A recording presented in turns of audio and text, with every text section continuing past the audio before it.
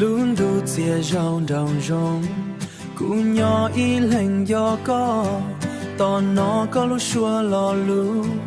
y ya li ranh gao rong ua trao cú lu xia so san cho con nhỏ xua xua phanh xua tình đề xua xua nu xua mò thao lú cầu ó li yua lo cú yua ya tuôn thia có lú xua ca gì hết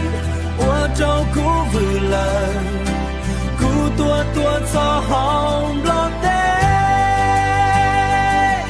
bỏ có luôn cháy mùa lúa chỉ xa cho cá mù chê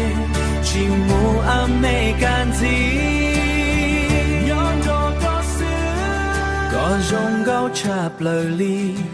có chỉ bao có rong gao cú tàu tua có chạy tê xó nhón đuôn đàn đời nó xứ chuối yuan đàn đời nó xứ chuối yo con cho cú nhỏ chín để yua tao chỉ có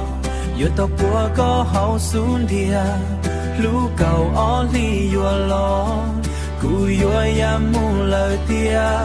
có lú xua ca gì hết ua trâu cú vừa lời cú tua tua cho hồng lo tê bỏ có luôn cháy mùa lúa chỉ xa cho cá mù chê chỉ mù ấm mê can gì nhón cho có xứ dù lú đã lâu lò hề yua chọn cú cho mù đê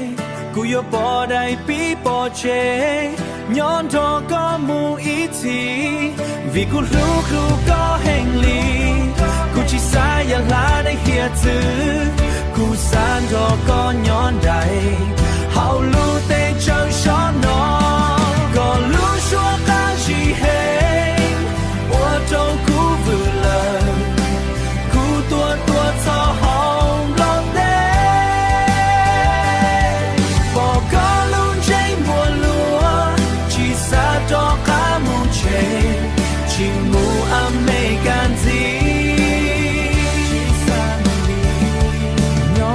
lo tê mù ly